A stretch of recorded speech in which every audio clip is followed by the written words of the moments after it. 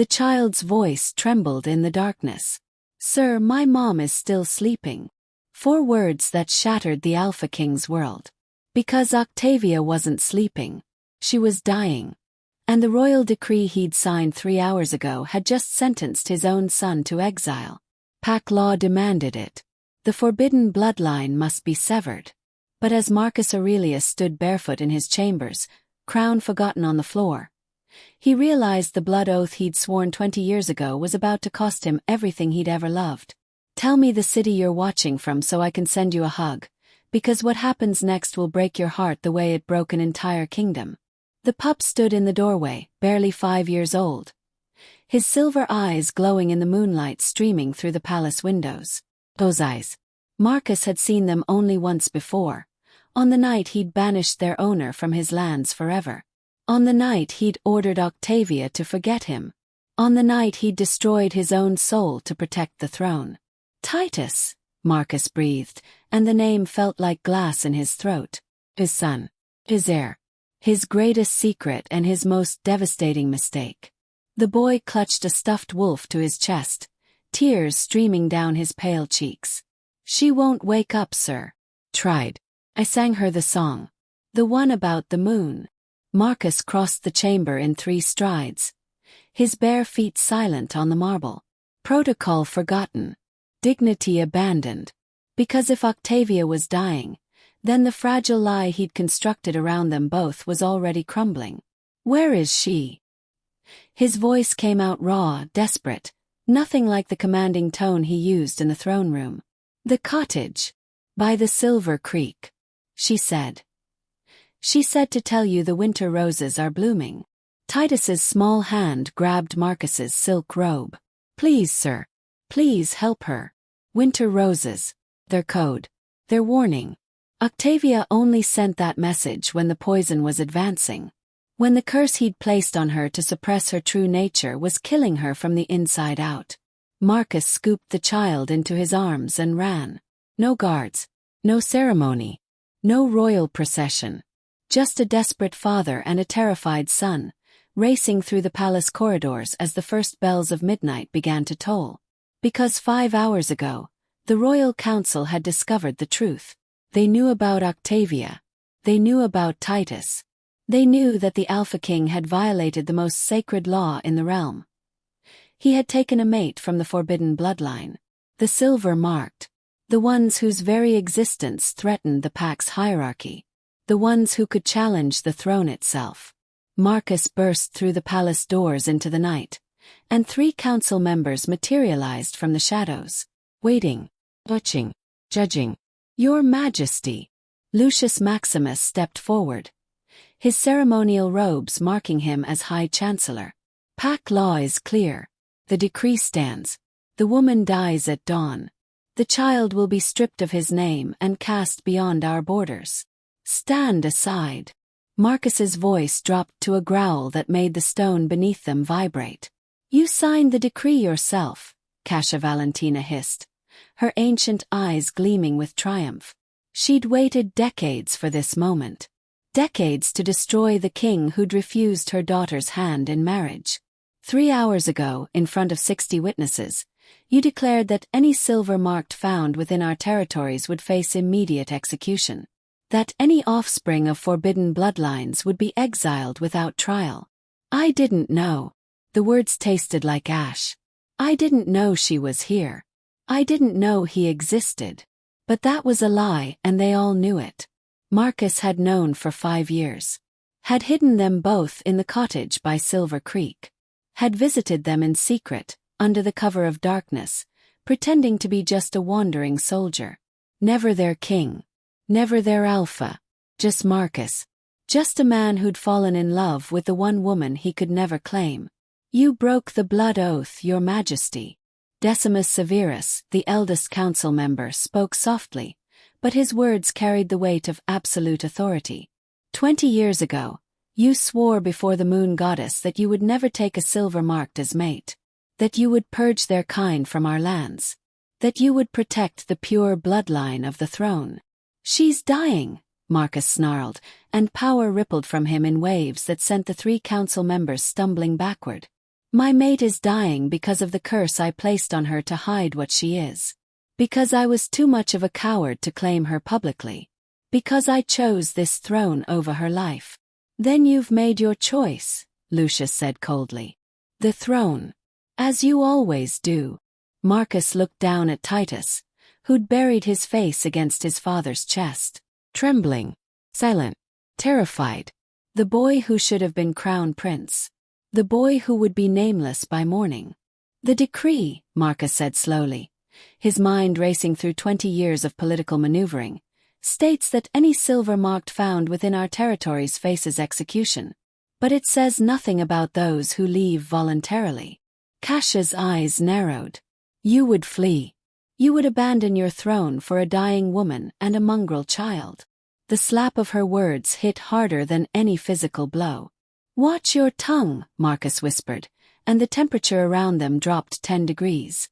That mongrel child is your future king, whether you accept it or not. He has no claim. Decimus shook his head sadly, and there was genuine regret in his ancient features. Marcus, please. Think clearly. You cannot throw away everything you've built. Your father secured this throne through blood and sacrifice. Your grandfather united 3 warring packs to create this kingdom. You've ruled with wisdom and strength for 15 years. And you would abandon it all for a woman who was dead the moment you marked her. Yes. The word hung in the night air like a sword suspended by a thread. Then you are no longer fit to lead, Lucius declared, and his hand moved to the ceremonial blade at his belt. Pack law demands that a king who abandons his throne must face trial by combat. Any council member may challenge you for the crown. I accept. Marcus set Titus down gently, pushing him behind his body. But not here. Not in front of my son. Your Majesty. Decimus began, but Marcus cut him off. I will return at dawn. I will face your trial. I will answer for every law I've broken. But first I will save her. And if that makes me unworthy of this crown, then I was never worthy to begin with. He picked up Titus again and ran, leaving the 3 council members staring after him in stunned silence. The cottage appeared through the trees like a ghost. Hidden. Perfect. Marcus had purchased the land through intermediaries. Had built the structure with his own hands during the few stolen hours he could escape the palace. Every timber. Every stone. Every window placed with love and desperation. Octavia had planted winter roses around the door. They bloomed now in impossible profusion, their white petals glowing silver in the moonlight. Beautiful. Deadly. A sign that her true nature was breaking through the curse, consuming her from within. Marcus kicked the door open. The scent hit him first. Blood. Wolfsbane. Octavia lay on the bed, her skin pale as marble, her breathing shallow and irregular. The mark on her shoulder blazed with silver light, the mate bond he'd forced into hiding now erupting through her flesh like liquid moonlight. No. Marcus crossed to her in 2 strides, gathering her into his arms. No, no, no. Octavia. My love. Stay with me. Her eyes fluttered open, and they were pure silver now. No iris. No pupil. Just liquid light that marked her as what she truly was. Silver-marked, moon-blessed, the rarest and most dangerous bloodline in existence. Marcus. Her voice was barely a whisper. You came. Always. He pressed his forehead to hers, feeling the mate bond surge between them. I'm so sorry. I'm so sorry I hid you. I'm so sorry I cursed you. I'm so sorry. Shoo. Her hand, trembling and weak, touched his cheek. You gave me 5 years. 5 years with our son. 5 years of stolen moments. 5 years of pretending we were just normal. It wasn't enough. It was everything. Titus crept closer, his small face streaked with tears. Mama. My brave boy. Octavia's smile was radiant despite the pain etched into every line of her face. Did you bring your father to me? I ran very fast, Titus whispered. Like you taught me. That's my little warrior. Marcus could feel her slipping away. The curse he'd placed on her 6 years ago, designed to suppress her silver mark and make her appear as a common wolf, was unraveling. And as it unraveled, it was taking her life with it. He'd been arrogant, foolish, so certain he could control ancient magic. So sure he could hide his mate from the world. "There's a way to save you," Marcus said suddenly, the realization crashing through him. "If I remove the curse, your true nature will emerge fully. You'll be silver-marked again. The pack will know. But you'll live." Octavia's laugh was soft and bitter. "And your throne? Damn the throne. Marcus. I mean it." He pulled her closer, feeling her heart flutter weakly against his chest. "I've been king for 15 years. I've signed treaties and won wars and expanded our territories. And I've been miserable every single day because I couldn't wake up next to you. I couldn't claim you in front of the pack. I couldn't present our son as the heir he was born to be." "The council will execute me," Octavia said quietly. "You signed the decree yourself. I heard the proclamation 3 hours ago, when Cassia's messengers rode through the village. Any silver marked found within the kingdom's borders faces immediate death. Then we leave. All 3 of us. Tonight. We cross the border into the northern territories. They don't follow our pack laws. They don't care about bloodlines or forbidden mates. We can be free there. You would abandon your people." "My people," Marcus said harshly, "just voted to kill my mate and exile my son. So yes, I would abandon them without hesitation." Titus tugged on his father's robe. "Sir, will the mean lady come here? The one with the scary eyes?" "Usha." Of course the child would remember her. She'd made it her mission to terrorize anyone who showed Marcus kindness, convinced that her daughter should have been queen. "No one will hurt you," Marcus promised, though he had no idea if he could keep that vow. "I swear it on my life." "Your life," a cold voice said from the doorway, "no longer belongs to you, your majesty. It belongs to the throne you're about to lose." Lucius Maximus stood framed in the entrance, flanked by 6 royal guards. All of them bore the crimson sashes of the king's elite. All of them had sworn absolute loyalty to Marcus. And now, all of them looked at him with a mixture of pity and disgust. "How did you find us?" Marcus demanded. "We've always known." Lucius stepped inside, his boots leaving muddy prints on the wooden floor. "Did you truly believe you could hide a silver-marked mate and a half-blood heir? We are the royal council, your majesty. We know everything. Then why wait until now?" "Because until 3 hours ago, you hadn't given us a legal reason to act." Lucius's smile was cold and triumphant. "But the moment you signed that decree, you signed her death warrant. And your own. He was trying to protect us." Octavia struggled to sit up, silver light blazing from her mark. "He's spent 6 years hiding us from you. 6 years living in secret and agony because he knew what you'd do." "He should have killed you the night he marked you," Cassia said, appearing behind Lucius like a specter. "That's what a true king would have done. Sacrificed his personal desires for the good of the realm." "Get out of my house," Marcus growled. "This house," Cassia countered, "sits on royal land. Everything you see around you belongs to the crown, which means technically it belongs to us now. Because at dawn you will face trial by combat. And you will lose. You sound very certain of that." "I am." Cassia's smile was venomous. "Because the challenger has already been chosen. And he's been training for this moment his entire life." The figure that emerged from the shadows made Marcus's blood run cold. Gaius Maximus, Lucius's son, 23 years old, a warrior in his prime, undefeated in 347 challenges, ruthless, brutal, and utterly loyal to the council that had raised him to be the perfect killing machine. "Hello, uncle," Gaius said softly, and the informal address was a deliberate insult. "I've waited so long for this." Marcus had trained Gaius himself, had taught him every technique, every weakness, every killing strike. And now, The student would face the master in a fight only one of them could survive. This is illegal, Marcus said, but his voice lacked conviction. Pack law states that a sitting king can only be challenged if he's committed treason or abandoned his duties. I've done neither. Haven't you?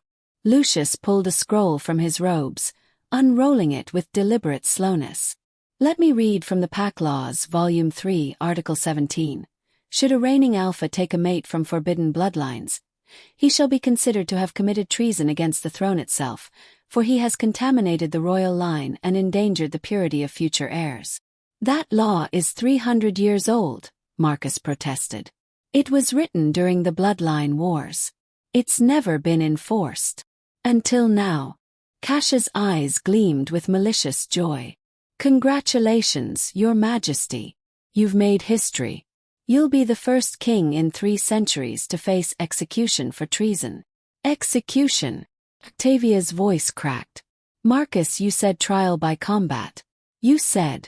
Trial by combat is execution, Gaius interrupted, his tone almost gentle.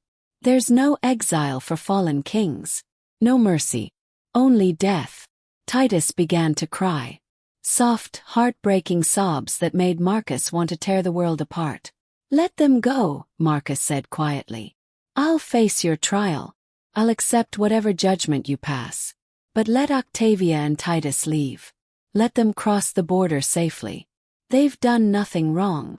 She seduced a king, Cassius spat. She contaminated the royal bloodline. She produced a mongrel heir who should never have existed. Those are crimes worthy of death. She's done nothing but love me. Marcus roared, and the cottage shook with the force of his rage. Is that a crime in your eyes? Is love so dangerous that it deserves execution? When it threatens the stability of the throne? Lucius nodded slowly. Yes, love is the most dangerous thing in the world. The guards moved forward, their silver chains gleaming in the lamplight. Chains designed to suppress a wolf's transformation. Chains that would render Marcus powerless. Don't! Octavia struggled to her feet, silver light blazing from every inch of her skin. Don't you dare touch him. Sit down, half-breed, Cassius sneered.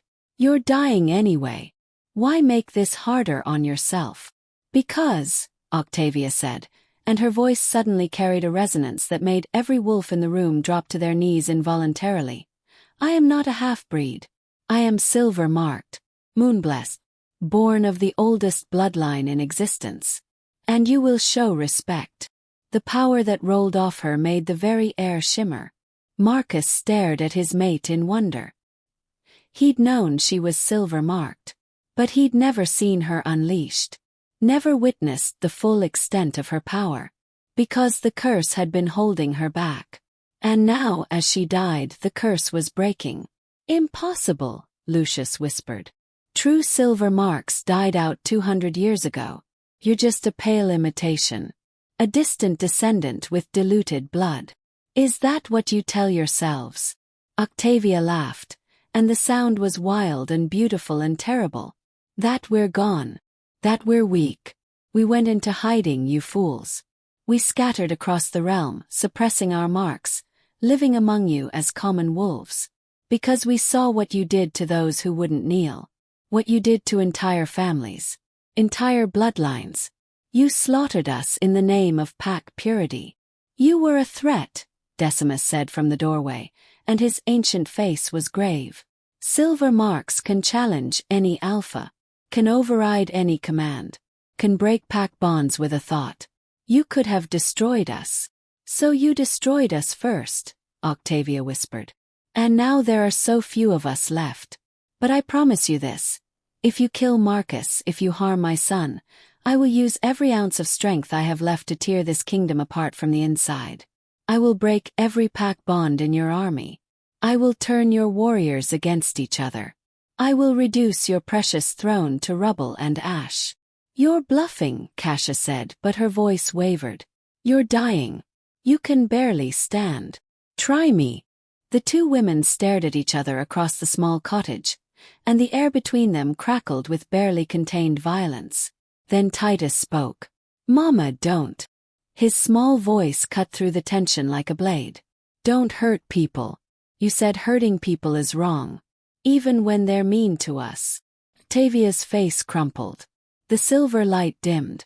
She sank back onto the bed, trembling with exhaustion. You're right, my love, she whispered. You're absolutely right. Marcus watched his mate surrender, and something inside him shattered. She was dying to protect him.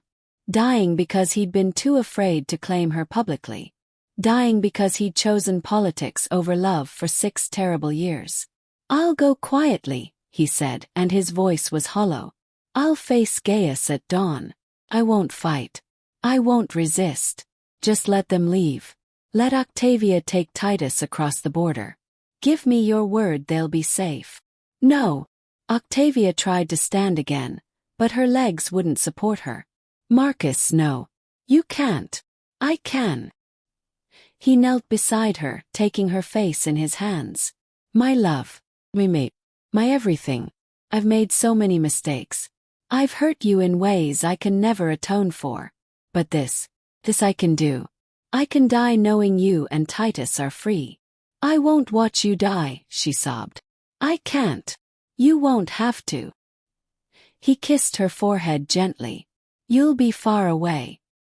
Free. Living the life I should have given you from the beginning.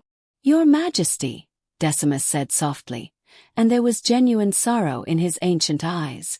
If you surrender willingly, I give you my oath that Octavia and the boy will be escorted safely to the northern border. They will be given supplies and coin enough to start a new life. They will not be harmed. Decimus, Precious shrieked. You can't promise them that. I can, the old man said firmly. And I have. Marcus Aurelius has been a good king. Strong king. He's made one mistake, and he's paying for it with his life. The least we can do is show mercy to his family. They're not his family, Lucius protested. They're the evidence of his treason. They're innocent, Decimus snapped, and power rolled off him in waves that made even Lucius step back. The boy is 5 years old. The woman is dying. What threat do they pose to us now? The boy is silver-marked, Cassia hissed. Even half-blood, he's dangerous. He could return in 20 years and challenge. He's 5. Marcus roared, and the windows rattled. He's a child. He plays with toy wolves and asks me to tell him stories about brave knights. He's not plotting revenge. He's not a threat. He's just a boy who loves his mother and is terrified of losing her. Titus was crying again. Silent tears streaming down his face as he watched his parents with wide silver eyes. I'll go, Marcus said, turning back to Decimus. I'll surrender. Just swear to me. Swear on your alpha's honor, that you'll protect them. I swear it, Decimus said gravely. On my alpha's honor, on my bond to the pack, on my own life. They will be safe. Thank you. Marcus pulled off his signet ring, the mark of the Alpha King, worn by 17 generations before him, and pressed it into Octavia's hand. For Titus, he whispered. When he's old enough. When he asks about me. Show him this. Tell him. Tell him I loved him. Tell him I was too broken to be the father he deserved, but that every moment with him was worth everything. Marcus. Tell him, Marcus continued, his voice cracking, that loving you was the only thing I ever did right. That you were the only thing that made me feel human instead of just a king. That if I could do it all over again, I'd claim you in front of the entire kingdom on the day we met. I'd burn the throne to ash before I'd hide you away like a shameful secret. He stood, and the guards immediately moved to chain him. That won't be necessary, Marcus said coldly. I said I'd go quietly. I'm still your king, and you will respect my word. The guards hesitated, looking to Lucius for guidance. Let him walk free, Decimus ordered. He's earned that much dignity. They made their way back to the palace in silence. Marcus walked in the center of the group, unchained but surrounded.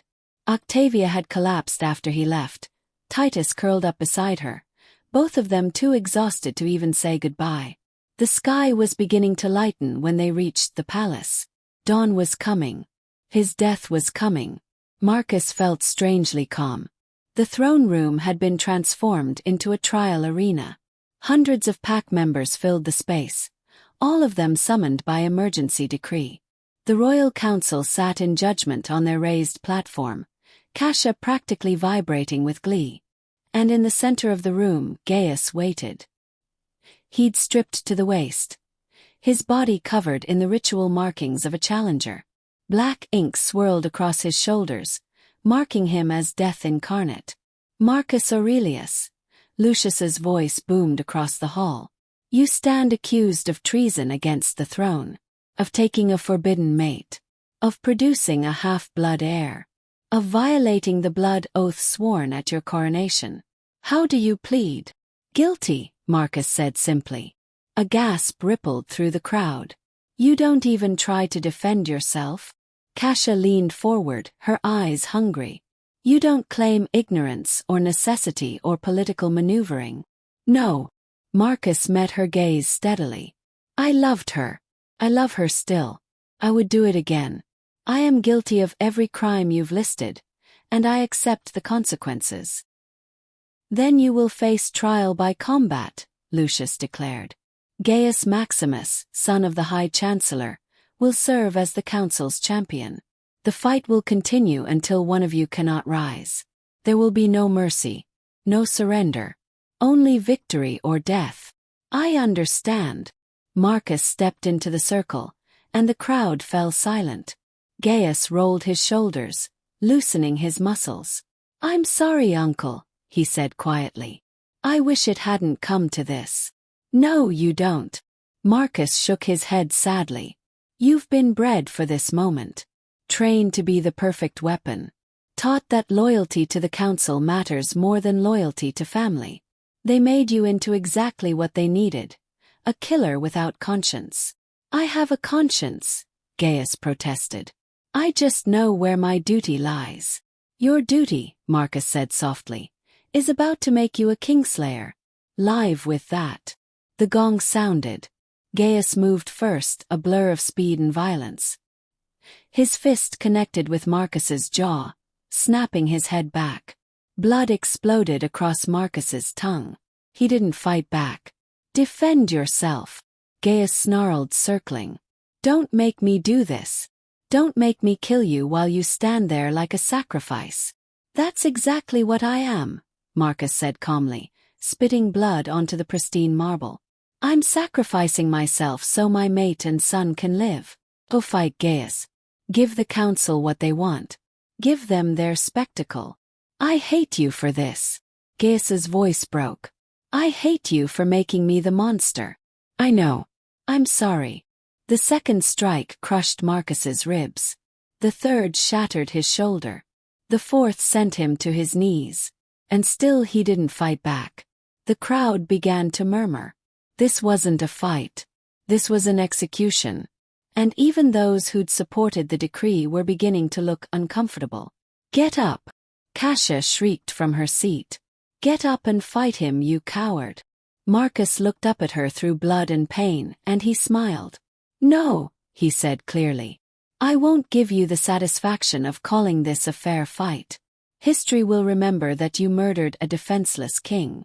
That you twisted pack law to serve your revenge.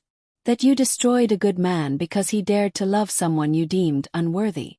Gaius, Lucius commanded. Finish this. But Gaius had stopped moving. He stood over Marcus, fists clenched, breathing hard. I can't, he whispered. I can't kill a man who won't fight back. That's not combat. That's murder. It's justice, Cassia screamed. It's the law. It's wrong. Gaius stepped back, his hands falling to his sides. This is wrong. The throne room erupted into chaos. Half the crowd was shouting for Marcus's death. The other half was calling for mercy.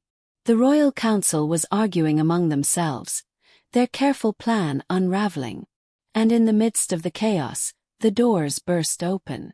Octavia stood framed in the entrance, silver light blazing from her like a star given flesh. She'd pulled herself from her deathbed through sheer force of will.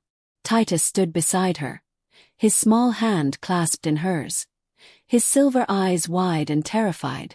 "Stop," Octavia commanded, and every wolf in the room froze involuntarily.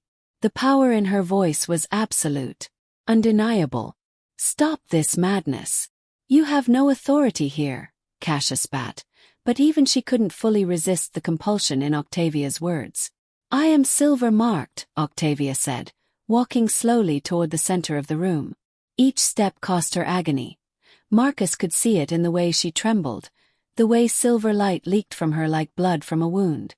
"I am moon-blessed, and I invoke the right of challenge." "That right doesn't exist anymore," Lucius said, but his voice lacked certainty. "It was abolished 200 years ago." "It was never abolished," Decimus corrected quietly. "It was simply forgotten, because there were no silver marks left to invoke it." "What is the right of challenge?" someone in the crowd called out. Octavia reached Marcus and sank to her knees beside him, pressing one glowing hand to his broken ribs. Healing energy flowed into him, knitting bone and tissue.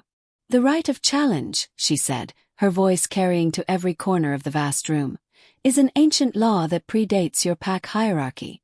It states that any silver mark may challenge the ruling alpha for leadership of the pack. Not through combat, not through violence, but through demonstration of worthiness."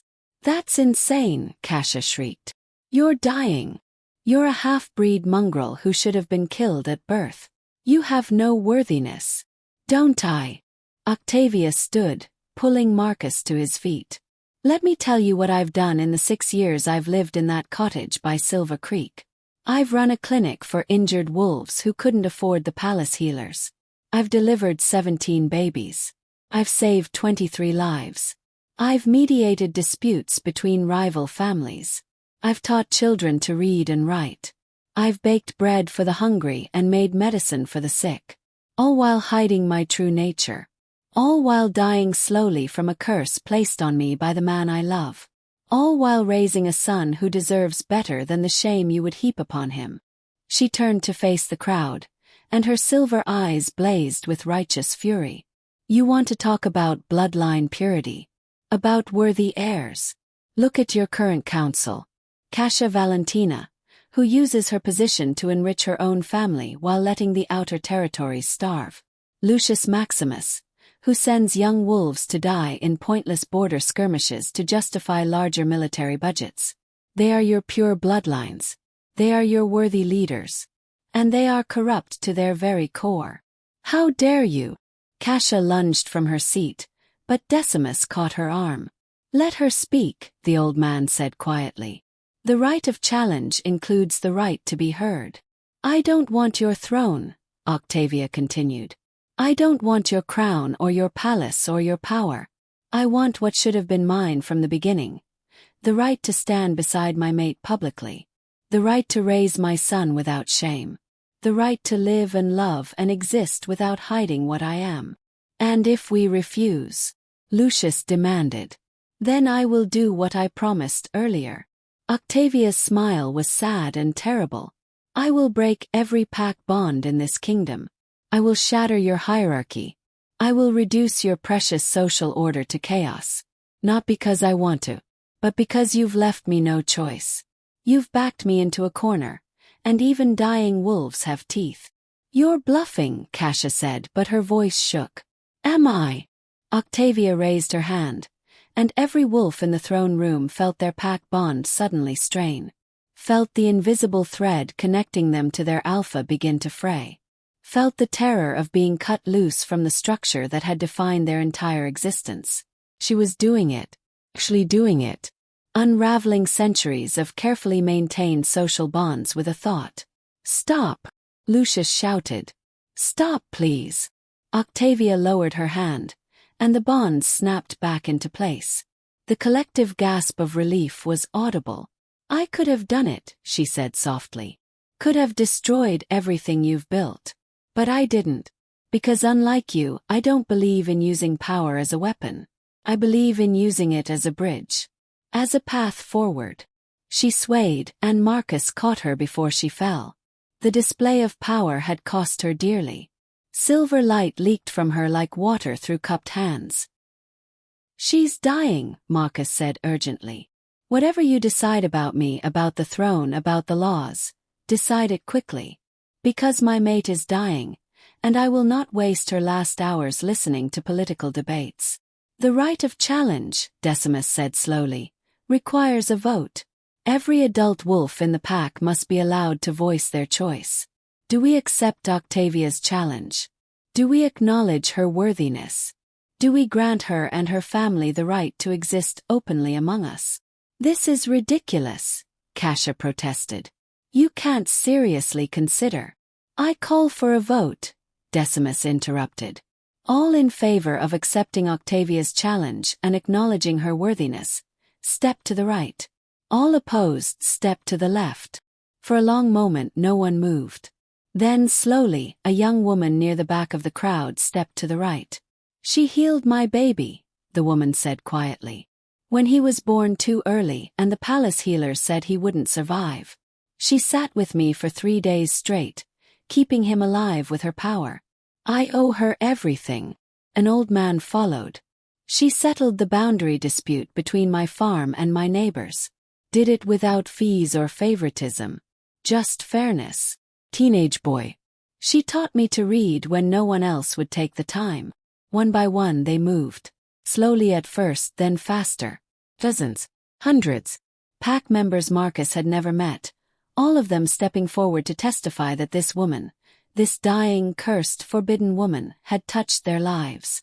The tide was turning. But Cassia wasn't finished. "Fine!" she shrieked, her composure finally cracking. "Fine. Accept the half-breed. Welcome her into your precious pack. But know this, that boy is still an abomination. That boy still carries forbidden bloodlines. And pack law is clear. Half-blood children born of forbidden unions must be marked." The crowd went silent. "Marked," Marcus repeated slowly. "What are you talking about?" Cassia's smile was venomous. "It's an old law. Article 23, Section 9. Any half-blood child born of forbidden unions must be marked with silver chains. Bound. Controlled. So they can never use their power against the pack. You want to enslave my son." Octavia's voice dropped to a deadly whisper. "I want to protect the pack," Cassia corrected. "The boy has silver-mark blood. Untrained. Uncontrolled. In 15 years he could be more dangerous than you. The chains are a mercy. They'll suppress his power, keep him docile, ensure he never becomes a threat." "Over my dead body," Marcus snarled. "That can be arranged," Cassia smiled. In fact, that was rather the point of this entire exercise. Titus had been silent throughout the proceedings, clutching his mother's dress, his silver eyes wide with fear. But now he stepped forward. "I don't want to hurt anyone," he said in his small, clear voice. "Mama taught me that hurting people is wrong, even when they're mean, even when they're scary. I just want to play with my toys and learn to read better and help Mama in the garden." The simplicity of his words hit the crowd like a hammer. This wasn't a dangerous abomination. This was a 5-year-old child who liked toys and gardens. "The boy speaks truth," Decimus said softly. "I sense no malice in him. No aggression. Just fear and love for his parents." "He's 5. Lucius protested. "Of course he's harmless now. But in 10 years. In 20. When he comes into his full power. Then we train him," Decimus said firmly. "We teach him. We guide him. We don't chain him like an animal and pray he never breaks free. That's not how we build a strong pack. That's how we create the very monsters we fear." "You're being naive," Cassia hissed. "Silver marks cannot be trusted. History proves it. They're too powerful. Too dangerous. The only reason we survived the bloodline wars was because we eliminated them." "You didn't eliminate us," Octavia said, and her voice carried the weight of centuries. "You scattered us. Drove us into hiding. Made us afraid to show our true faces. But we survived. We always survive. Because we're not the monsters you painted us to be. We're just wolves who happen to carry the moon goddess's direct blessing. A blessing that makes you superior to the rest of us, Lucius argued. A blessing that could topple any alpha with a thought. How are we supposed to coexist with beings who can override our very nature? The same way you coexist with anyone, Octavia said simply. Through trust, through respect, through recognizing that power without wisdom is tyranny, and wisdom without compassion is cruelty. She turned to address the crowd directly, and even dying, even barely able to stand, her presence commanded absolute attention. I know you're afraid. Understand. You've been taught for generations that silver marks are dangerous, that we're unpredictable, that we must be controlled or destroyed. But look at what your fear has created. A council that wields laws like weapons. A king forced to hide his own family. A child who must grow up in shame. This is what fear does. Doesn't protect you. It poisons you. A woman near the front of the crowd spoke up hesitantly. But if we accept you, if we allow silver marks to exist openly among us, what's to stop them from taking over? From making us the ones who hide? Nothing, Octavia admitted, and the honesty of her answer shocked them. Nothing but our word. Our honor. Our commitment to coexistence. I can't give you guarantees. I can't promise that every silver mark who reveals themselves will be benevolent. Just as you can't promise that every alpha in your hierarchy is just and fair. We're all capable of good and evil. The question is, are we brave enough to choose trust instead of fear? The silence that followed was deafening. Then Marcus spoke. I've been your king for 15 years, he said, his voice carrying across the throne room. I've led you through wars and famines. I've negotiated treaties and settled disputes. I've tried my best to be fair, to be strong, to be worthy of the crown my father left me. But I've also been a coward. I've hidden the woman I love because I was afraid of losing your respect. I've denied my son his birthright because I was afraid of your judgment. I've let fear control me for 6 years, and it's nearly cost me everything.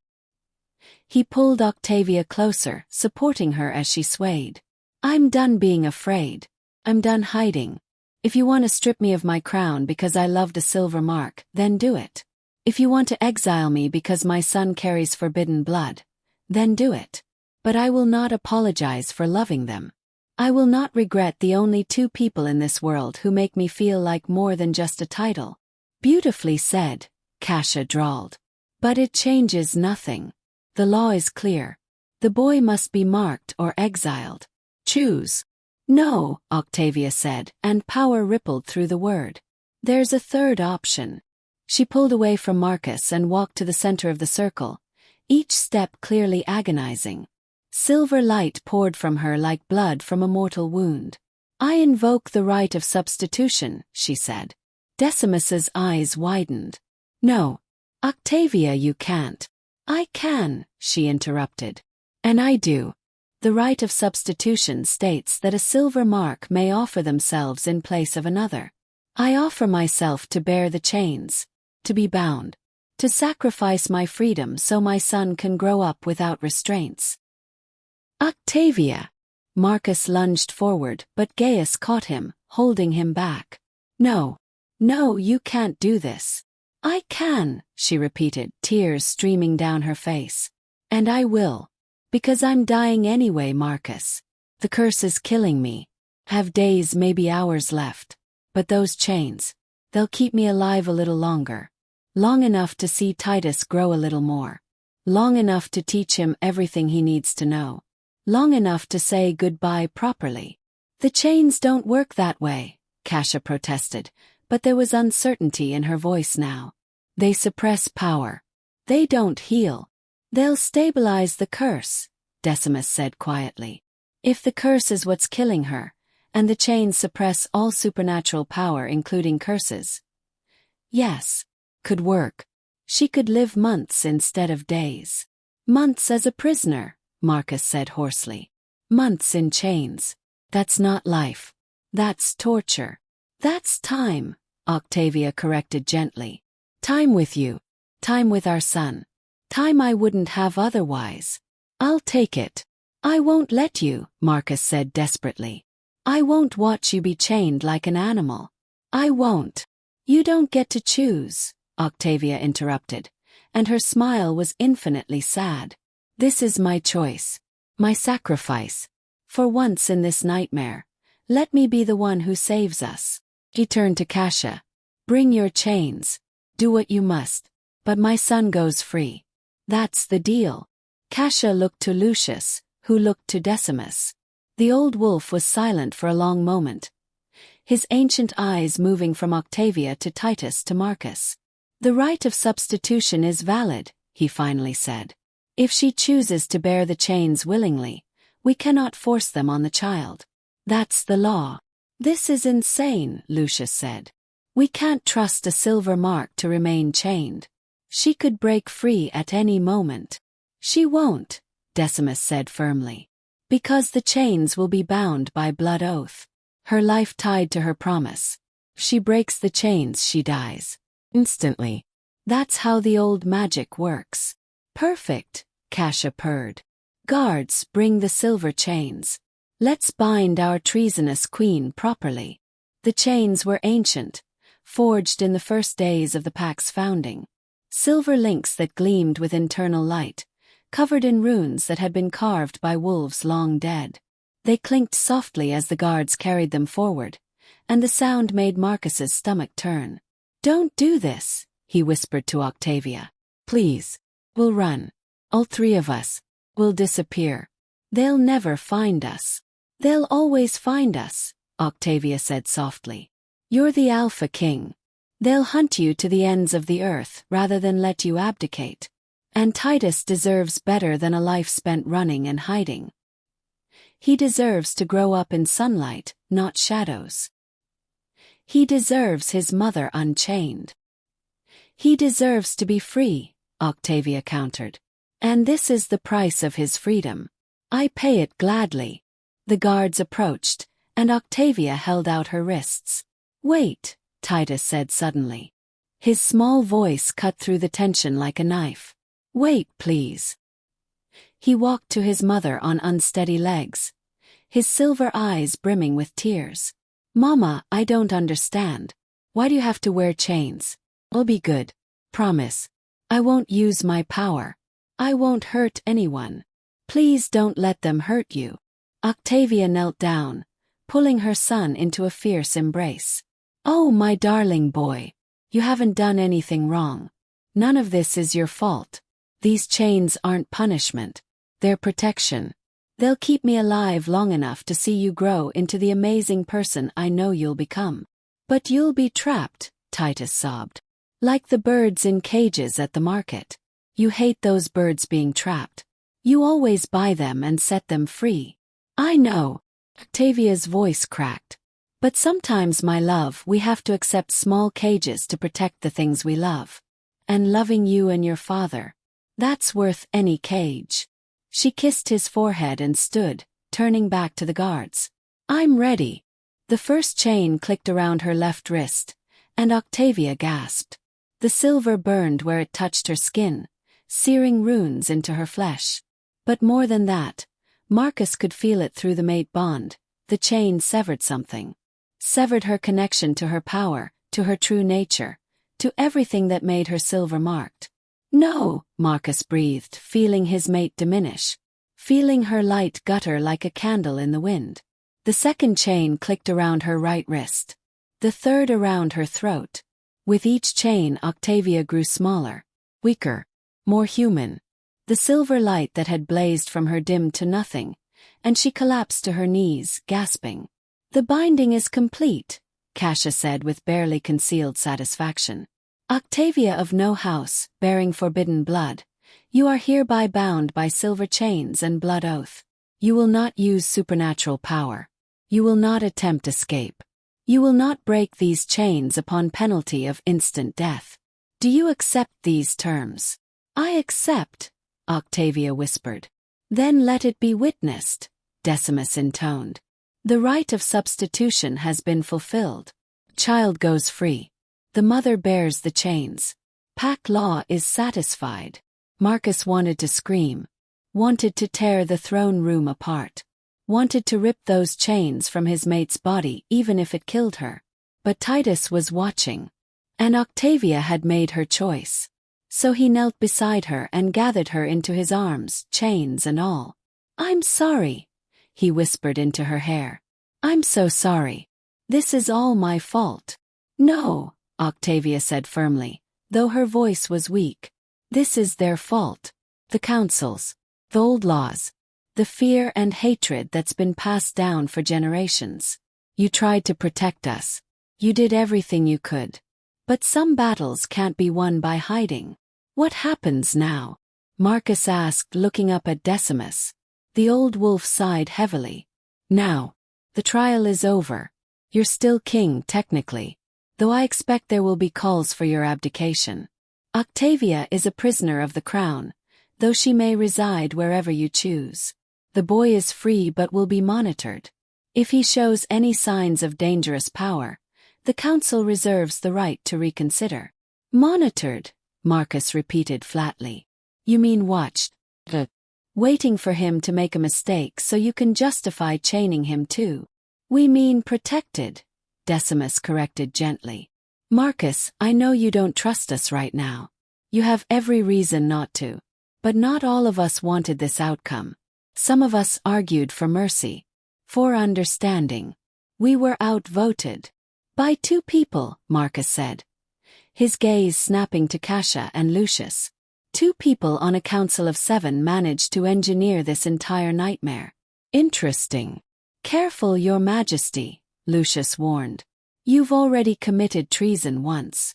Don't compound it with accusations you can't prove." "Can't I?" Marcus stood slowly, settling Octavia carefully on the floor before rising to his full height. "You knew about Octavia for years. You admitted as much. But you waited until I signed a decree that could be used against me. You engineered this entire situation. You wanted me to appear weak, compromised, unfit to rule, because you want someone more malleable on the throne. Someone you can control." "That's a serious accusation," Decimus said quietly. "It's the truth," Marcus snarled. "Lucius wants his son as king. Cassia wants her bloodline on the throne. They've been plotting this for years, and I was too blind to see it. Too focused on hiding my family to notice the knives being sharpened behind my back." "Prove it," Cassia challenged. "You have no evidence. No witnesses. Just paranoid theories from a king who's already lost his credibility." Marcus smiled, and it was not a pleasant expression. "You're right. Have no evidence. But I have something better. I have leverage." He pulled a sealed letter from inside his robe, the one he'd written 3 years ago and given to his most trusted advisor. The one he'd hoped he'd never need to use. "This letter," Marcus said clearly, "contains detailed documentation of every illegal transaction the council has made in the last decade. Every bribe. Every backdoor deal. Every law you've twisted to enrich yourselves at the pack's expense. I've been investigating you for years. And if anything happens to me, to Octavia, or to Titus, this letter will be opened and read publicly. Every crime, every betrayal, every corrupt decision will be exposed." The throne room went deathly silent. Lucius's face had gone pale. Cassia looked like she'd been slapped. "You're bluffing," she said, but her voice shook. "Am I?" Marcus tucked the letter back into his robe. "Test me. See what happens." "This is blackmail," Lucius hissed. "No," Marcus corrected. "This is insurance. You want to play political games? Fine. But understand that I know every piece on the board. And I'm willing to flip the entire table if you threaten my family again." Decimus was watching Marcus with something like respect in his ancient eyes. "Well played, Your Majesty. It seems you've learned a few things about council politics after all." "I learned from the best," Marcus said dryly. "I learned that in the Game of Thrones, you either play to win or you lose everything. I've been losing for 6 years. I'm done." He turned to address the crowd, all of them still watching in stunned silence. I know you're confused, frightened, angry. You have every right to be. Your king has lied to you, hidden things from you, broken laws you hold sacred. But I ask you this, would you rather have a king who follows every law blindly, even when those laws are unjust? Or would you rather have a king who questions, who challenges, who fights for what's right even when it's not convenient? A young man near the front spoke up. You're asking us to choose between law and justice. But who decides what's just? Good question, Marcus acknowledged. In an ideal world, the law and justice would align. But we don't live in an ideal world. We live in one where laws were written centuries ago by wolves who feared what they didn't understand. Where power is hoarded by those who claim to know best. Where children are chained for the crime of being born. He gestured to Titus, who stood beside his mother, small and frightened and heartbreakingly innocent. Look at him. Really look. That's the monster you've been taught to fear. A 5-year-old boy who wants to play and learn and grow up with his parents. Is that really so terrifying? Is that really worth destroying? The silence stretched. Then a woman stepped forward, the same one who'd spoken earlier about Octavia healing her baby. I don't think he's a monster, she said clearly. I think we're afraid because we've been taught to be afraid. But maybe it's time we learned something different. Another wolf nodded. My grandfather fought in the bloodline wars. He told me stories about the silver marks. About how they weren't all evil. How some of them tried to make peace, to find ways to coexist. But the alphas of that time wouldn't listen. They saw only threats, not people. History repeating itself, Decimus murmured. How predictable. More voices rose. Some angry, some confused. Some calling for mercy, others demanding traditional justice be served. The throne room descended into chaos as pack members debated among themselves. Cassia stood abruptly, her face twisted with rage. Enough, she shrieked. You're all being manipulated. Can't you see? The king uses pretty words and emotional appeals to make you forget that he broke sacred law. That he endangered the entire pack. That he loved someone, a quiet voice interrupted. Everyone turned to look at the speaker. It was Gaius, the king's challenger. The perfect weapon who'd refused to strike the killing blow. He stepped forward slowly, his eyes fixed on Marcus. Uncle, he said softly, using the familiar term again. I need to tell you something. Something I should have said years ago. Marcus tensed. What? My mother, Gaius said, his voice thick with emotion, was silver-marked. The throne room exploded into chaos. Lucius's face went white. Gaius, no. Don't. She was, Gaius continued, speaking over his father's protests. I found the evidence when I was 16. Letters, documents, medical records showing the chains they'd forced on her.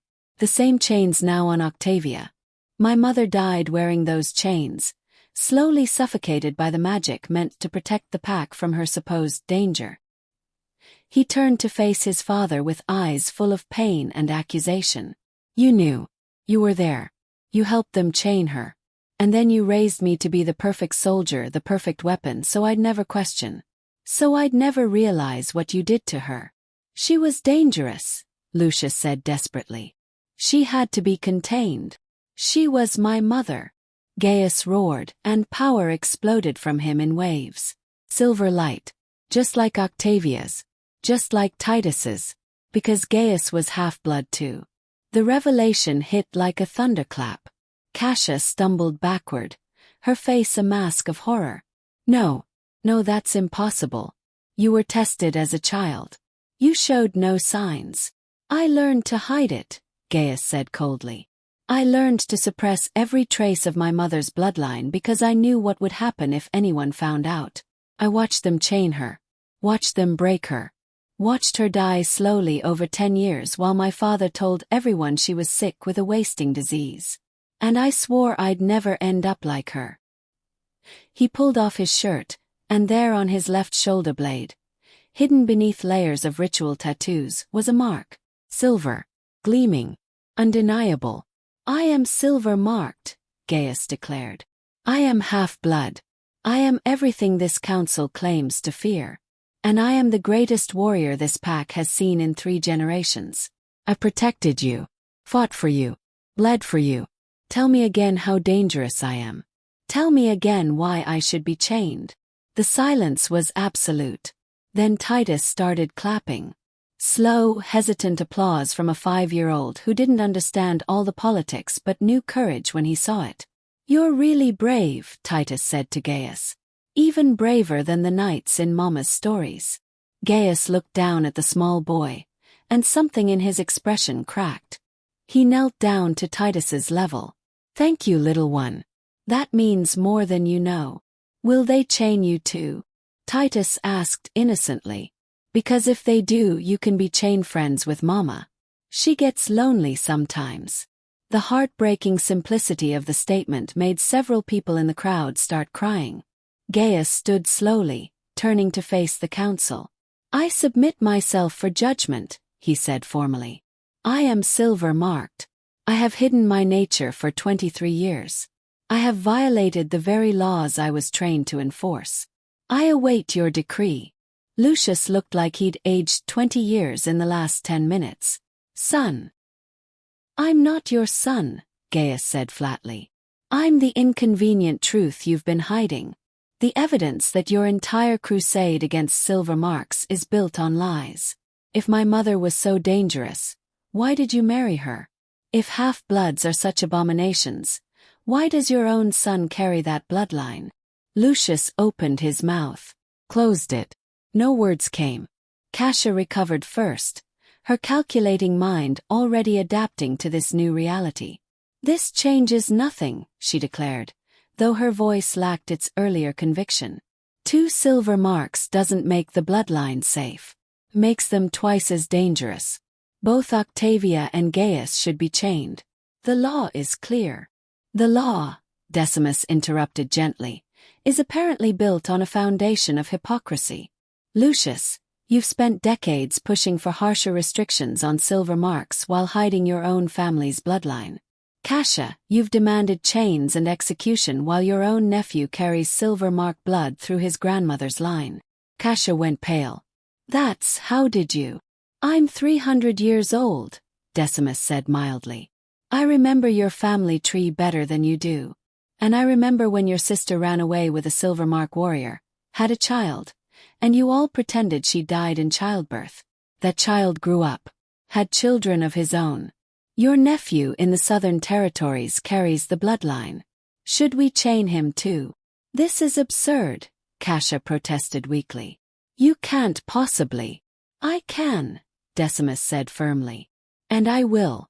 The truth is this. Silver mark bloodlines have been intermingling with common wolves for centuries. Most of you probably carry a trace of it somewhere in your family tree. The pure bloodlines you're so desperate to protect. They're a myth. A comfortable fiction we've been telling ourselves to justify centuries of persecution. He stood, and despite his age, his presence commanded absolute authority. I propose we abolish the anti-silver mark laws entirely, he declared. They're based on fear, maintained through lies, and enforced through cruelty. They don't protect us. They diminish us. You can't make that decision alone, Lucius said desperately, but he'd lost all moral authority. I'm not alone, Decimus said. I'm calling for a pack-wide vote. Every adult wolf gets one voice. We'll decide together whether to continue living in fear or whether to build something better. Something honest. And if the pack votes to keep the chains? Marcus asked quietly. Then I'll abide by it, Decimus said. But I'll also step down from the council. I won't serve a pack that chooses cruelty when offered compassion. The murmuring in the crowd grew louder. Pack members clustered in groups, debating fiercely. Marcus could see the divide forming. The older wolves, set in their ways, clinging to traditional fears. The younger ones, more open to change, willing to question the old certainties. Could go either way. Octavia struggled to her feet, chains clinking softly. Marcus moved to help her, but she waved him off. She needed to stand on her own for this. "Before you vote," she said, her voice weak but clear, "I want you to know something. These chains, they hurt. Every second. They burn and cut and remind me that I'm not trusted. That my love for Marcus, my devotion to Titus, my years of service to this community, none of it matters as much as your fear of what I might become." She held up her chained wrists, and the crowd could see the raw, burned flesh beneath the silver links. "But I chose this. I chose pain over my son's freedom. 'Cause that's what love is. It's sacrifice. It's accepting wounds so others don't have to. And if you vote to keep these laws, to keep chains on every silver mark in your territories, know that you're choosing fear over love, safety over compassion, law over justice." A tear rolled down her cheek. "And know that every person you chain will carry these scars, will bear this pain, will spend every moment of their lives being reminded that they're not quite people to you, not quite worthy of trust." She swayed, and this time Marcus did catch her, lowering her gently to the floor. The crowd was silent, watching this broken woman who'd given up everything for her child. Then someone started singing. It was the lullaby Octavia had taught the children in her cottage. A simple song about moonlight and wolves who ran free under silver skies. One person, then two, then a dozen, then hundreds. The throne room filled with music, and it was heartbreakingly beautiful. Kasia looked around in growing horror as more and more wolves joined the song. Her power base was crumbling in real time. "This is insanity," she hissed. "You're all choosing emotion over reason, sentiment over security." "No," a woman called out. "We're choosing to be better than our fear. That's not insanity. That's growth." The vote was called. Paws were raised. Voices counted. Took 3 hours. But in the end, by a margin of 62%, the pack voted to abolish the anti-silver mark laws. Octavia could be unchained. Gaius could reveal his true nature. And Titus could grow up free. Marcus sank to the floor beside Octavia, pulling her into his arms, chains and all. "We won," he whispered. "Love, we won." "Not yet," Octavia said weakly. "The chains. Someone has to remove them, and only the one who placed them can break them." All eyes turned to Kasia. The old woman stood frozen, her face a mask of rage and defeat. "I will not," she said flatly. "The vote doesn't supersede blood oaths." She accepted the chains willingly. She dies wearing them. "Kasia," Decimus warned. "Don't make this worse." "Worse." Kasia laughed, a bitter, broken sound. "How could it possibly be worse? You've destroyed everything. Centuries of tradition. Generations of careful bloodline management. All thrown away because you'd rather feel good than stay safe. Remove the chains," Marcus commanded, his voice dropping to an alpha's order that made every wolf in the room straighten involuntarily. But Kasia was old, powerful, and completely beyond caring. "No," she said simply. She chose the chains. She stays in them. That's the law she agreed to. "Then I'll break them myself," Marcus snarled, reaching for the chains around Octavia's wrists. "Don't," Decimus shouted. "Marcus, stop. If anyone but the one who bound them tries to break the chains, they'll kill her instantly. That's how blood oaths work." Marcus froze, his hands hovering over the silver links. "So we're trapped," he said hollowly. "Even after everything. Even after the vote. She's still chained because one bitter old woman refuses to show mercy." "There is another way," Gaius said quietly. Everyone turned to look at him. "The blood oath binds the chains to Kasia's will," he continued. "But if Kasia is no longer part of the council, her oaths become void. All of them." "What are you suggesting?" Lucius asked warily. "I'm suggesting," Gaius said, meeting his father's eyes steadily, "that Kasia be removed from the council for abuse of power, for using blood oaths as weapons, for attempting to circumvent the Pax will after a legitimate vote." "You can't remove a council member without," Kasia began. Without a two-thirds vote from the remaining council, Decimus interrupted. Actually, we can. It's rarely invoked, but the provision exists. Lucius, Cassia, myself, and the 4 regional representatives. 7 votes total. 5 needed to remove a member. He looked at each council member in turn. I vote to remove Cassia Valentina from the Royal Council for abuse of authority and obstruction of justice. Who stands with me? 1 hand rose. Then another. Then 3 more. 5 votes. Enough. Cassia's face went purple with rage. You'll regret this, she spat. All of you. Mark my words. You're removed, Decimus said simply. Effective immediately. All your oaths are void. All your orders rescinded. You have 24 hours to vacate council chambers. The moment he spoke the words, the chains around Octavia's wrists began to glow. They grew hot, burning brighter and brighter until Marcus had to shield his eyes. Then they shattered. Silver pieces scattered across the marble floor like falling stars, and Octavia gasped as power rushed back into her. Not the overwhelming force from before. The curse was still there, still slowly killing her, but enough. Enough to breathe without pain. Enough to stand without swaying. Enough to live. Mama! Titus launched himself at her, and Octavia caught him, spinning him around as she laughed and cried simultaneously. I'm free, she whispered. Oh gods, I'm free. Marcus wrapped his arms around both of them, and for the first time in 6 years, he held his family without fear. Without shame. Without hiding. The throne room erupted into cheers. But Cassia wasn't finished. You think you've won, she snarled, backing toward the door. You think this is over. I'll take this to the other packs. I'll spread word about your mongrel king and his half-breed family. I'll turn every alpha in the realm against you. You'll be isolated. Vulnerable. And when the wars come, and they will come, you'll have no allies. No support. Just your precious compassion to keep you warm at night. She turned and fled, her footsteps echoing down the corridor. Marcus watched her go, and a chill ran down his spine. 'Cause she was right. The other packs wouldn't react well to this news. Many of them maintained even harsher anti-silver mark laws. Some executed silver marks on sight. And now Marcus had just declared his entire kingdom a sanctuary. He'd made his pack a target.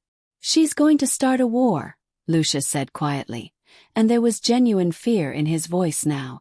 Cassia has contacts in every major pack. She'll use them to turn the realm against us. Let her try, Marcus said, though uncertainty gnawed at him. We've chosen our path. We'll walk it regardless of the cost. The cost might be everything, Lucius warned. Your kingdom. Your throne. Your lives. Then it's a cost I'll pay, Marcus said firmly, pulling Octavia closer. But as he looked down at Titus, at his son's innocent, trusting face, doubt crept in. Had he just saved his family only to doom them all? The celebration continued around them, but Marcus felt the weight of what was coming. The other packs would see this as weakness, as dangerous liberalism that threatened their own carefully maintained hierarchies. They would come. And when they did, Marcus would have to defend his choice with blood and fire. He looked at Octavia, at the healing burns on her wrists, at the exhaustion in her silver eyes. What have I done? He whispered. You've chosen love, she answered simply. You've chosen truth. Whatever comes next, we'll face it together. Together, Titus agreed, his small voice full of absolute confidence in his parents. Marcus nodded, trying to believe them, trying to push down the fear that whispered he'd just started something he couldn't finish. The dawn light was streaming through the throne room windows now, painting everything in shades of gold and red, like blood on fire, like war on the horizon. And in that moment, as Marcus stood surrounded by his celebrating pack, holding his freed mate and innocent son, he heard the distant sound of war horns from the eastern border. The other packs had heard, and they were already coming. The celebration died instantly. Every wolf in the throne room turned toward the sound, their ears pricked, their bodies tensing with instinctive readiness for battle. "How many?" Marcus demanded, his voice cutting through the sudden silence. A scout burst through the doors, blood streaming from a gash on his forehead. "3 packs, Your Majesty. The Eastern Coalition. They're marching under war banners. Approximately 2,000 warriors. They'll reach our borders by nightfall." 2,000. Against Marcus's force of maybe 800 trained fighters. "They're not wasting time," Lucius said grimly. "Cassia must have sent word weeks ago. This was planned." "A trap," Decimus agreed. "They wanted us to abolish the laws. Wanted us to show weakness. So they'd have justification for invasion." Marcus felt Octavia's hand tighten on his arm. "Marcus, take Titus. Run. Get him somewhere safe before." "No." His voice was absolute. "I'm done running. Done hiding. If they want war, we'll give them war." "You can't be serious," Lucius protested. "We're outnumbered more than 2 to 1. Our walls won't hold against a sustained siege. And if you fall, the kingdom falls with you." "Then I won't fall." Marcus turned to face his pack, all of them watching him with a mixture of fear and determination. "I know what I'm asking of you. I know you voted for peace and now I'm dragging you into war. If anyone wants to leave to take their families and flee south, I'll understand. I'll give you safe passage and my blessing." No one moved. "Your Majesty," a young warrior called out, "you gave us the courage to choose compassion over fear. Now let us give you our strength. We stand with you." The chorus of agreement that followed shook the rafters. Marcus felt something break inside his chest. These people, his people, they were willing to die for the choice they'd just made. "Then we prepare," he said, his voice steady despite the chaos of emotions roaring through him. "Lucius, organize the warriors. I want every able-bodied wolf armed and ready. Decimus, evacuate the children and elderly to the northern caves. Gaius." He paused, looking at the young warrior who'd revealed his own silver mark just hours ago. "I need you to do something that might get you killed," Marcus said bluntly. "I'm listening," Gaius replied without hesitation. "Take 3 of our fastest runners. Circle around the Eastern Coalition. Get to the Northern Territories. Tell them what's happening here. Tell them we need allies. If they've ever wanted to challenge the old pack hierarchies, now's their chance. The Northern Territories don't involve themselves in Southern politics," Lucius protested. "They do now," Marcus said grimly. "Because if the Eastern Coalition succeeds here, they won't stop with us. They'll sweep north, crushing every pack that refuses to enforce their laws. This isn't just our war. It's everyone's." Gaius nodded sharply. "I'll leave within the hour. Take this." Marcus pulled off his signet ring, the one he'd tried to give Octavia earlier, and pressed it into Gaius's palm. "Show them this. Tell them the Alpha King himself is requesting aid. Tell them we're making a stand for a new world where bloodlines don't determine worth." "I won't fail you," Gaius promised, and he was gone, racing from the throne room.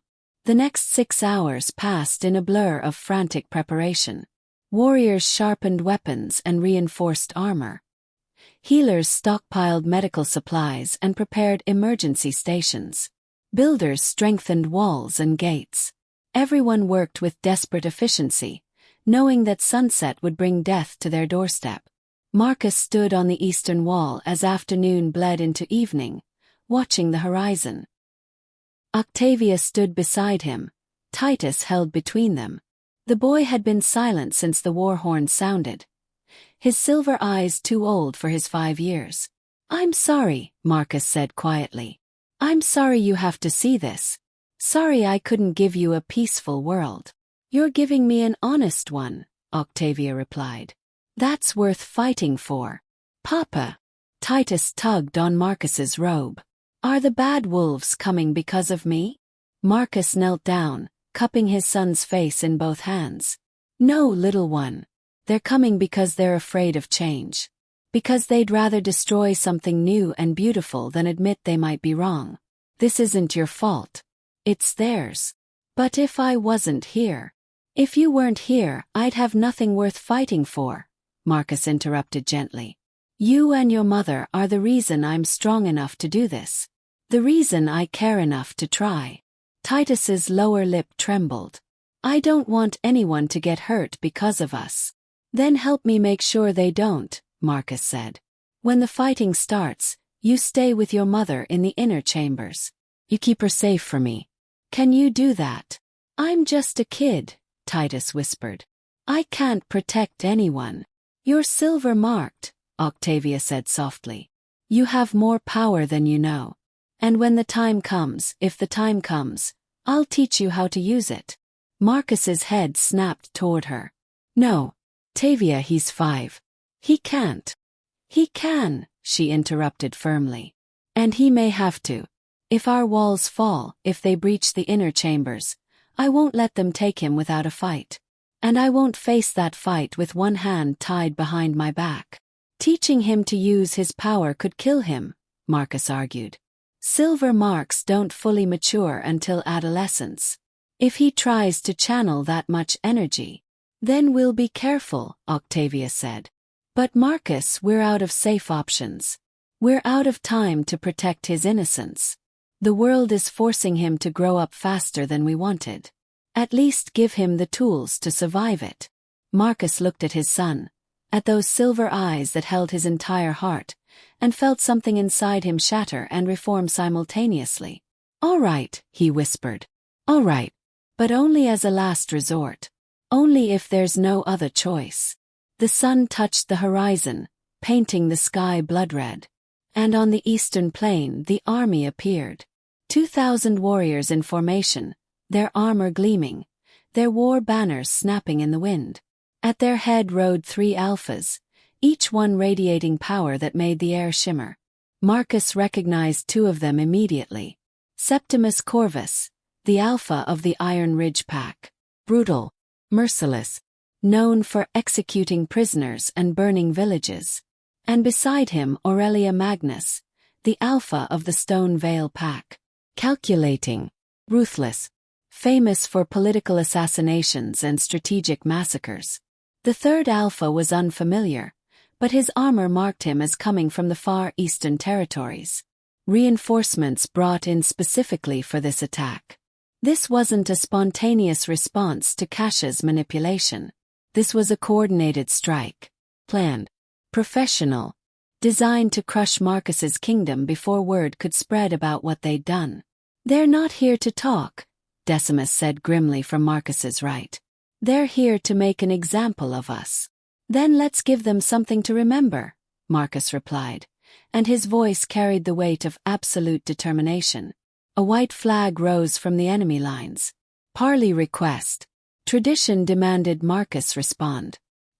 He rode out alone against every advisor's protests.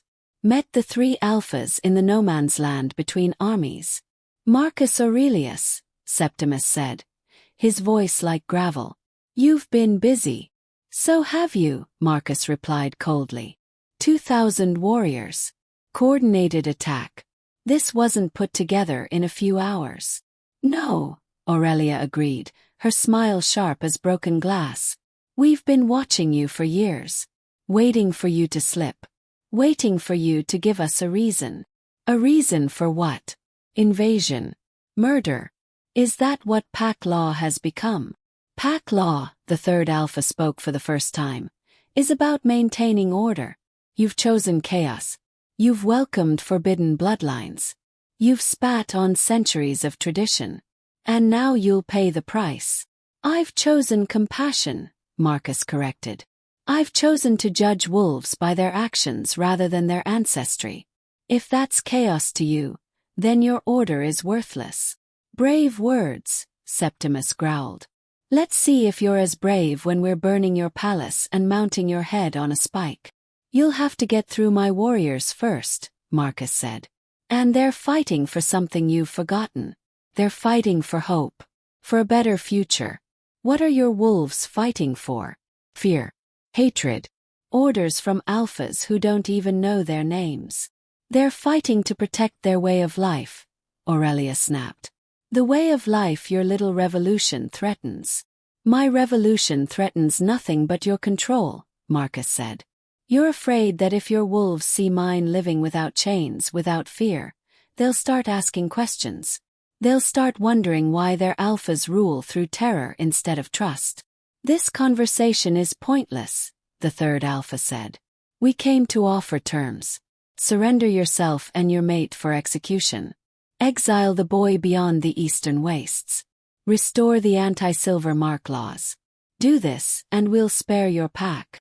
And if I refuse, then we kill everyone, Septimus said simply. Men, women, children. Every wolf who stood with you in that throne room this morning will die screaming. We'll burn your kingdom to bedrock and salt the earth so nothing ever grows here again. Marcus felt rage surge through him, white-hot and barely controlled. You'd massacre innocents to prove a point. We'd eliminate a threat to pack stability, Aurelia corrected. You've declared your kingdom a sanctuary for forbidden bloodlines. That makes every wolf in your territory complicit. They chose sides. They chose poorly. They chose freedom, Marcus snarled. They chose to think for themselves instead of blindly following outdated laws. If that makes them targets, then your entire coalition is built on tyranny. Call it what you want, Septimus shrugged. We're still going to crush you. Last chance, Marcus. Surrender.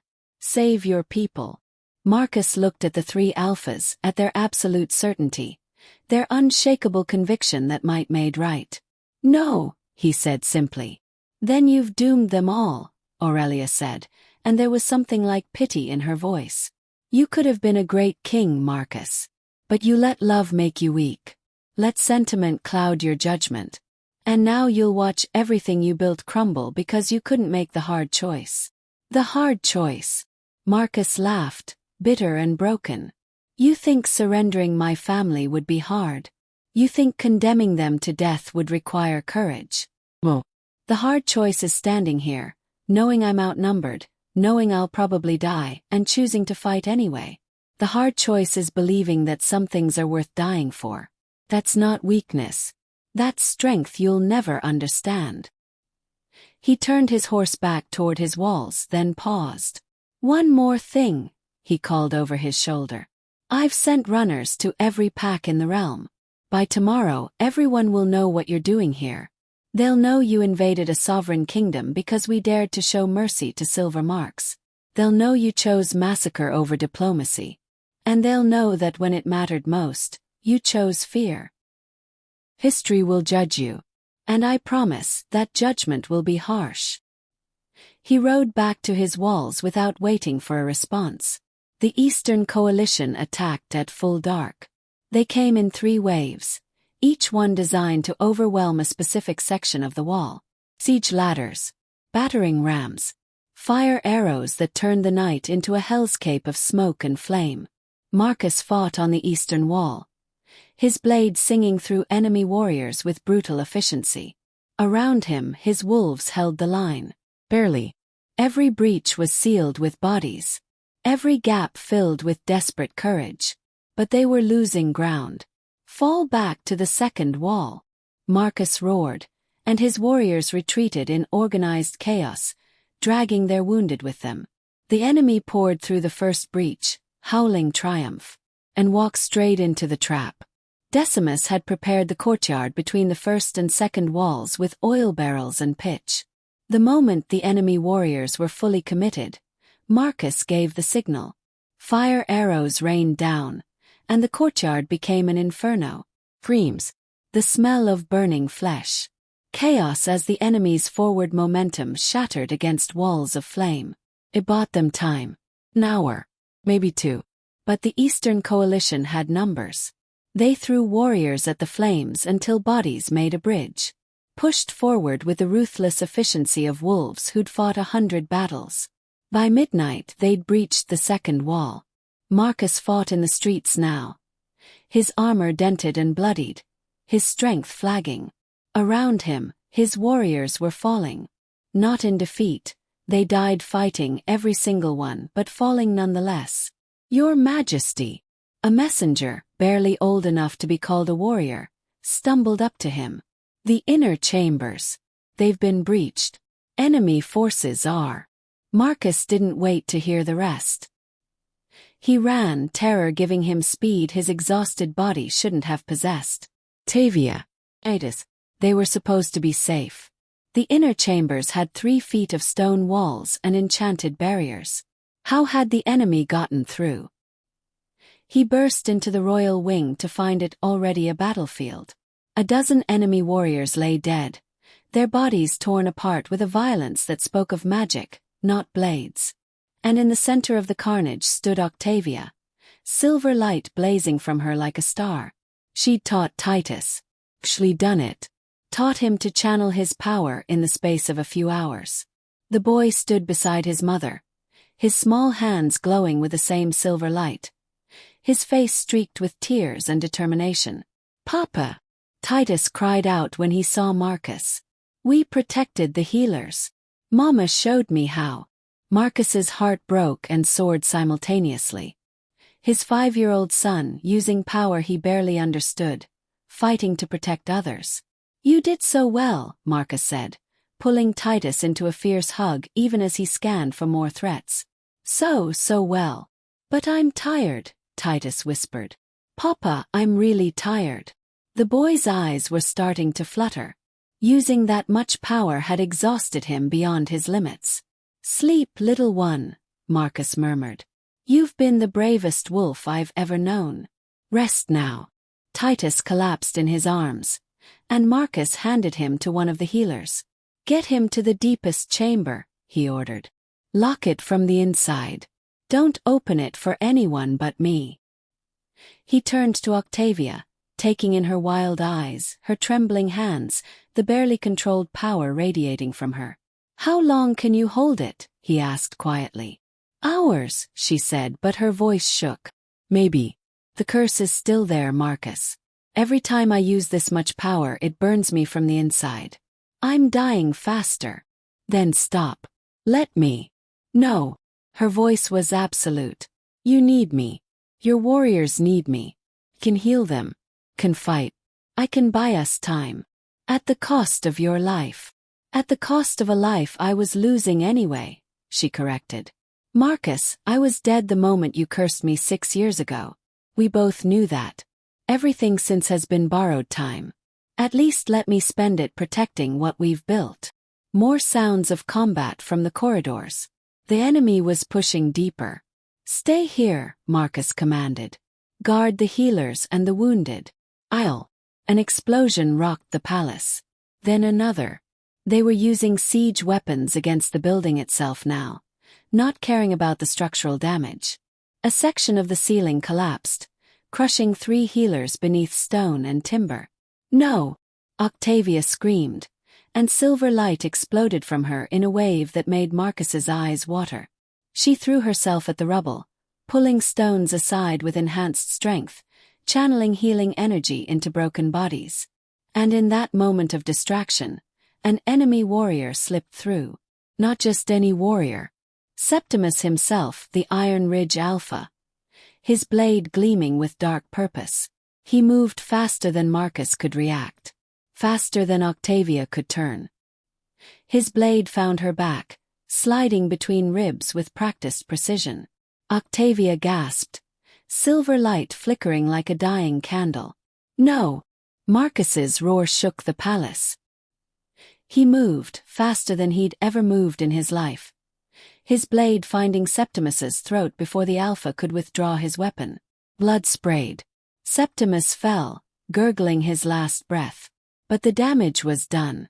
Marcus caught Octavia as she crumpled, silver blood, actual silver like liquid moonlight, pouring from the wound. "No, no, no," he whispered frantically, pressing his hands to the injury. "Stay with me. Octavia, stay with me. I'll get a healer. I'll." "Marcus." Her hand found his cheek, and her touch was cold. "Marcus, listen to me. Don't," he begged. "Don't say goodbye. You don't get to say goodbye. We won, remember. We're free." "You're free," she corrected gently. "And Titus. That's all that matters." "It's not enough," he snarled. I need you. He needs you. We're supposed to have years. Decades. We're supposed to grow old together, watching him become the man we know he can be. You'll have to do that part without me, she whispered. Tears streamed down her face, mixing with the silver blood. But Marcus, you'll be amazing. You already are. The king who chose love, who changed the world for one small family. That's the story they'll tell. That's the legacy you'll leave. I don't want legacy, Marcus sobbed. I want you. I know. She smiled, and it was radiant despite the pain. I know, my love. But we don't always get what we want. We get what we can hold on to. And we held on to each other for 6 beautiful broken years. That's more than most people ever have. Her eyes were dimming, the silver light fading to gray. Tell Titus, she whispered. Tell him his mother loved him more than life itself. Tell him he was my greatest joy, my proudest achievement. Tell him. You tell him, Marcus demanded. You stay alive and you tell him yourself. But her eyes were already closed. And the silver light was gone. Marcus felt the mate bond shatter like glass, felt the piece of his soul that had belonged to her rip away, leaving a wound that would never heal. He threw his head back and howled, a sound of such absolute grief that every wolf in the palace, friend and enemy alike, stopped fighting to listen.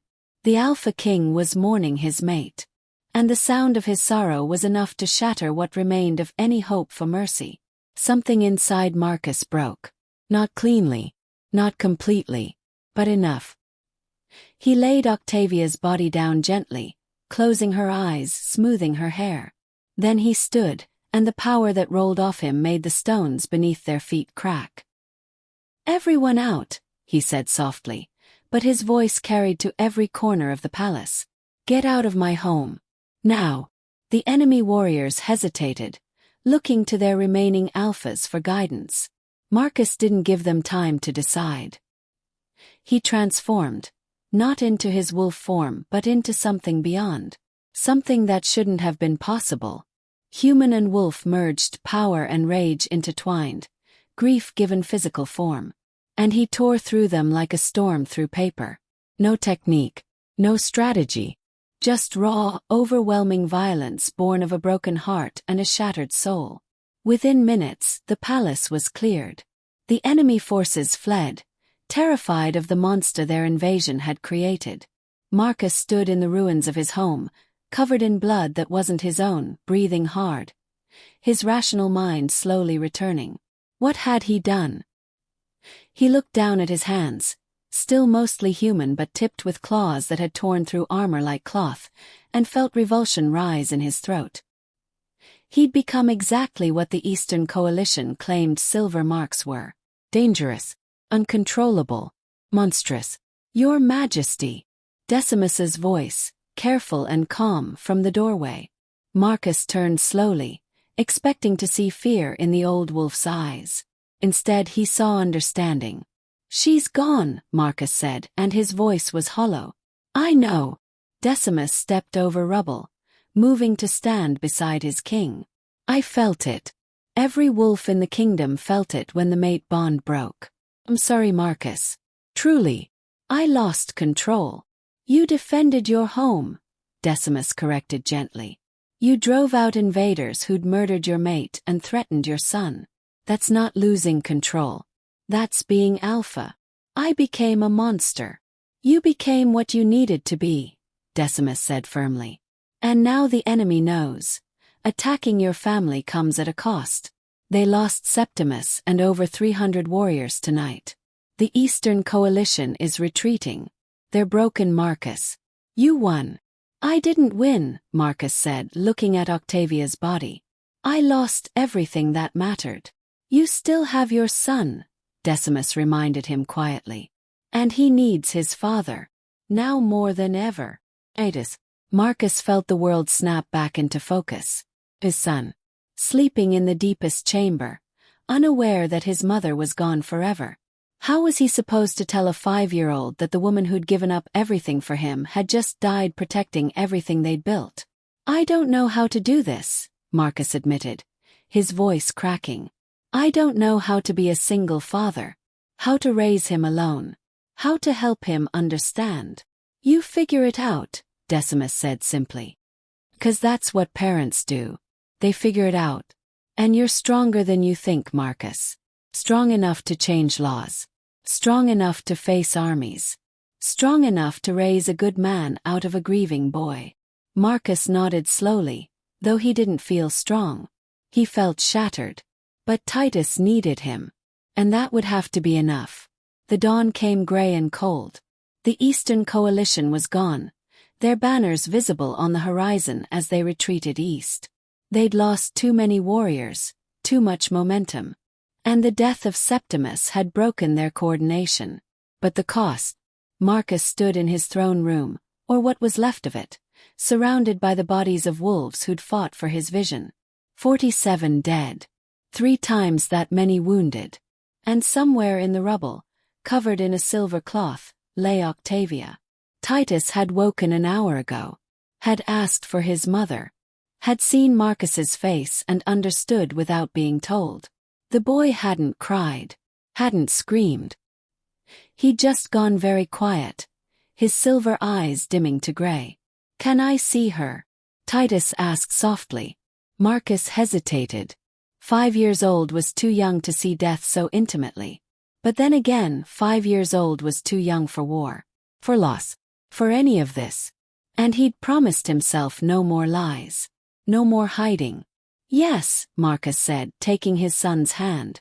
They walked through the destroyed palace together, stepping over rubble and bloodstains, until they reached the chamber where Octavia lay. Marcus had cleaned her body himself, washed away the blood, dressed her in the simple white dress she'd always loved. She looked peaceful, like she was sleeping. Titus climbed up beside her and took her cold hand in his small, warm one. "Mama," he whispered. "Mama, I'm sorry I wasn't stronger. I'm sorry I couldn't protect you better." Marcus's heart shattered all over again. "Titus, no," he said, kneeling beside the boy. "No, this wasn't your fault. None of this was your fault." "But I'm silver-marked," Titus said, tears finally spilling down his cheeks. "That's why the bad wolves came. That's why Mama had to wear chains. That's why she had to fight. If I was just normal, she'd still be alive." "If you were normal," Marcus said firmly, "your mother wouldn't have loved you any more than she did. And she would have still fought to protect you. That's what mothers do, Titus. They love us so fiercely that they'd give anything, everything to keep us safe. Your mother didn't die because you're silver-marked. She died because she was brave and selfless and loved you more than her own life." "But she's still gone," Titus sobbed. "She's still gone and she's never coming back, and I didn't even get to say goodbye." Marcus pulled his son into his arms, holding him as the boy finally broke. As 5 years of trying to be brave, trying to be good, trying not to be a burden, all came crashing down. They cried together in that silent chamber, father and son, while the morning sun painted the walls in shades of gold that felt like mockery. Eventually, Titus's sobs quieted to hiccups. "Papa," he said, his voice small and broken. "What happens now?" And that was the question, wasn't it? What happened now? Marcus had won his revolution, lost his mate, defended his kingdom, and created a precedent that would echo through pack politics for generations. But what happened to one grieving king and one heartbroken boy? "Now," Marcus said slowly, "we heal. We rebuild. We honor your mother by living the life she died to protect. We show the world that her sacrifice wasn't in vain. That love and compassion can create something stronger than fear ever could." "That sounds really hard," Titus whispered. "It will be," Marcus agreed. "The hardest thing we'll ever do. But we'll do it together. You and me. Always." Titus nodded against his father's chest. "Can we plant roses for her? Winter roses. Like the ones by our cottage. We'll plant a garden full of them," Marcus promised. "So big that you'll be able to see it from the sky. A garden worthy of the most amazing woman who ever lived. And we'll tell stories about her," Titus asked. "So I don't forget." "Every single day," Marcus vowed. I'll tell you about the day I met her. About how she was the only person who ever made me feel human instead of just a title. I'll tell you about her laugh, her kindness, her impossible strength. I'll tell you everything, Titus. Promise. You'll know your mother through my stories even though she's gone. Okay, Titus whispered. Okay, Papa. They sat there in silence for a long time, saying their private goodbyes to the woman who'd changed everything. Outside, the kingdom was stirring. Wolves were clearing rubble, tending wounds, counting their dead. Life was continuing as it always did, even in the face of terrible loss. Eventually, Marcus knew he'd have to stand. Would have to return to being king. Would have to make speeches about victory and sacrifice and the cost of progress. But for now, he was just a father holding his son in the presence of the woman they'd both loved beyond measure. And sometimes that was enough. Just being human. Just being broken. Just being real. The story wasn't over. The Eastern Coalition would regroup. Other packs would hear about what happened here and make their own decisions. Some would follow Marcus's example. Others would condemn him. But that was tomorrow's problem. Today there was only grief. And love. And the slow, painful process of learning to live with both.